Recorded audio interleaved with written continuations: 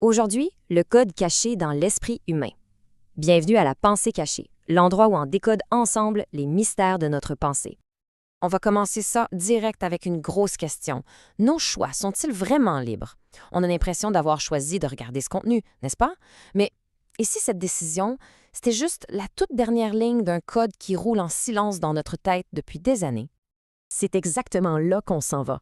Explorer l'illusion du choix. L'idée, c'est que nos vies suivent très souvent un scénario invisible, un script qu'on ne remarque même plus. On met des mots dessus, on appelle ça notre personnalité, nos habitudes, notre routine. Mais en réalité, c'est peut-être un peu plus structuré que ça. C'est pas juste une routine, c'est un algorithme. Un algorithme interne, super bien entraîné, qui optimise nos journées pour être efficace et rester dans notre zone de confort. OK, allons voir ça de plus près.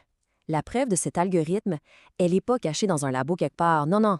Elle est juste là, devant nous, dans les gestes les plus banals de notre quotidien.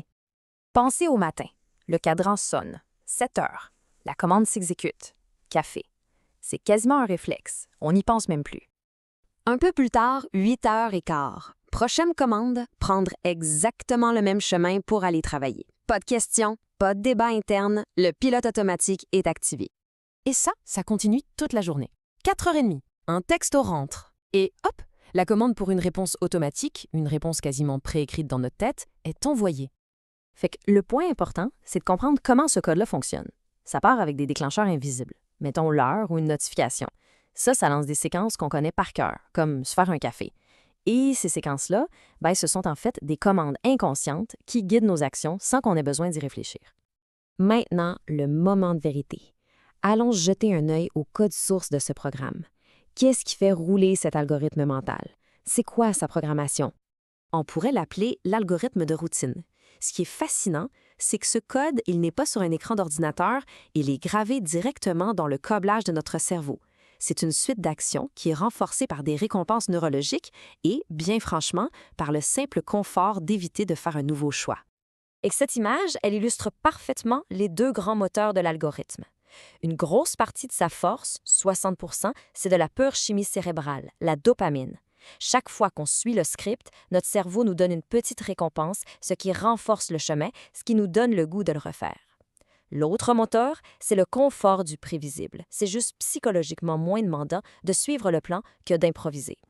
Mais, et c'est ici que ça devient vraiment, vraiment intéressant, n'importe quel code a une faille. Ce système, si efficace, si bien huilé, il a une vulnérabilité. Et cette faille, elle est d'une simplicité désarmante, c'est le silence. C'est cette petite pause, même d'une fraction de seconde, juste avant la réaction automatique. C'est dans ce minuscule espace entre le stimulus et la réponse que se trouve notre liberté. Bon, maintenant, la partie pratique. Concrètement, comment on fait pour pirater notre propre routine? Comment on peut introduire volontairement une erreur système pour reprendre un peu le contrôle? Regardez la comparaison. D'un côté, le patron standard, café, chemine A, réponse automatique. De l'autre, le hack.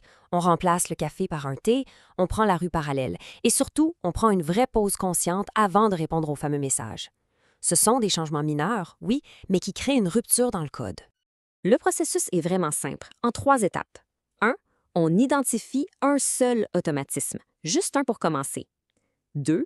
On introduit un tout petit changement, une seule variable différente. Et 3, on observe ce qui se passe. On observe l'effet de cette petite perturbation sur le système. Ce qui nous amène à la question finale.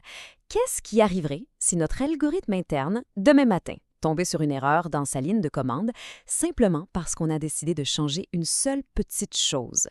La réponse pourrait bien transformer le reste de la journée. Alors, quelle sera la première erreur système introduite dans le code? Les idées sont les bienvenues dans les commentaires. Et si cette exploration a piqué la curiosité, s'abonner est la meilleure façon de ne rien manquer de nos prochains décodages de l'esprit.